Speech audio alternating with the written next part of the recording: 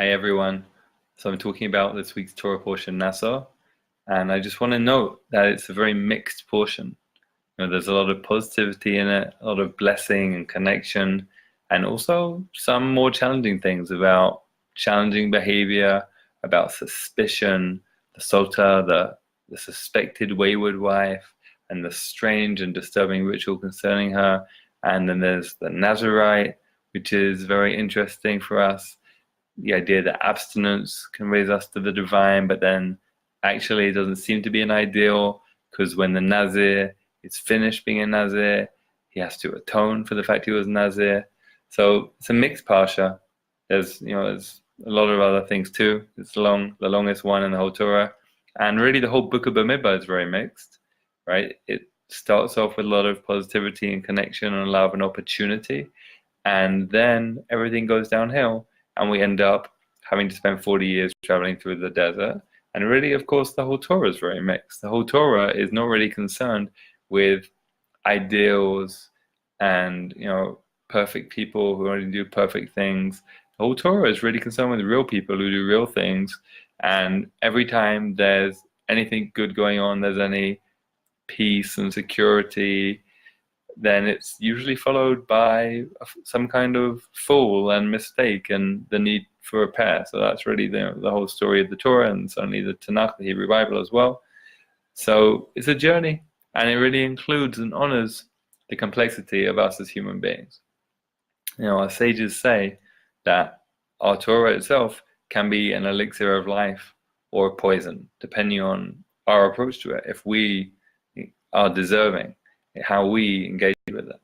And our sages also teach us that we should strive to serve the divine with what they call both of our inclinations, our Yetzer Tov and our Yetzer Hara, our inclination for good and our inclination for evil.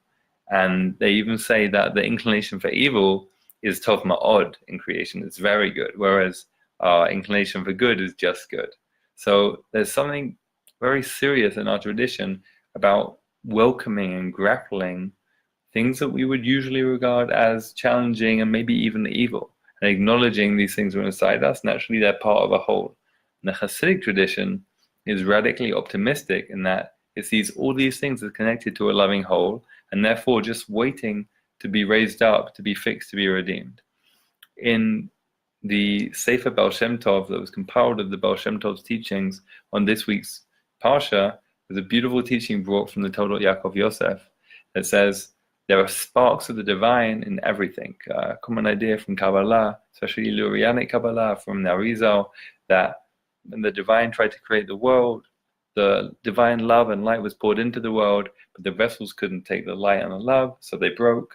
And so that light, that love is scattered all over the world, and our job is to find those sparks and raise them up. The Baal Shem Tov says in this teaching through the Toldot Yaakov Yosef, he says, everything has those sparks in, even our sins. And bear in mind, the Hebrew word for sin, chet, really means a miss. So even the things we do which are not so skillful, which are miss, whether or not it's like a deliberately evil thing or not, just something that was not quite on target, whatever it is, even when we get things wrong, there's a spark of the divine there. And a really interesting example is given. For example, let's say we do something that is not skillful, does not serve us, does not serve life, but we enjoy it. So, we satisfy briefly some unhealthy desire, or, we give in to some desire that is enjoyable in the moment, but in the end, it's not really good for us or anyone else. But the Baal Shem Tov says our enjoyment itself is at least a hint of the spark which is there, and we can actually refine that enjoyment and we can raise it up to its source. We can turn that appetite, that desire, towards something healthy, which is a great teaching in itself. And those of us who have a regular sitting practice or any other kind of real regular meditation practice, you may be familiar with this kind of experience of noticing strong feelings arise and noticing that when we sit, we have a little bit more freedom of what we choose to do with them. Instead of just either being overwhelmed or feeling like they own us or they define us, when we sit, we create some more spaciousness, and we can see, I see that arising, and I can just choose just to notice it. I can choose to just wait until it goes, or I can actually choose to do some work with it. I can choose to see where else it can be directed to or connected to. The Or HaMe'er, slightly later, a great Chasidic master, brings the Talmudic teaching that each of us have two angels following us around. At least this is what the Talmud says about Friday night, about Shabbat. The person gets home from synagogue on Friday night, and there's like a good angel who wants to bless the person and their family, that everything should always be so good, if it is good. And then there's a bad angel who's waiting to see that things are not so good, and then the bad angel will curse and say, may things always be not so good like they are now.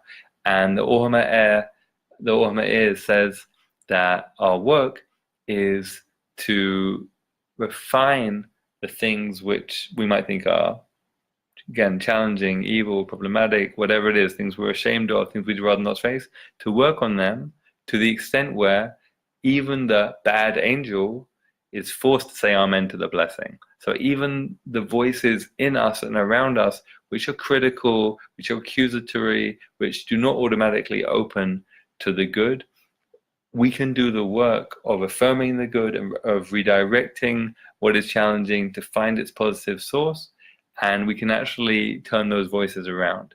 And I've had this experience myself, within myself, in my own practice, but also with critical voices of people close to me and my family and my friends and my life.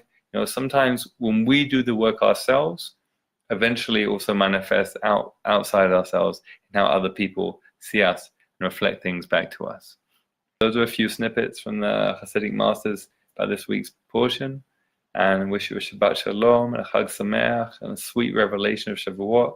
Hope you all receive the Torah that you want and need to receive.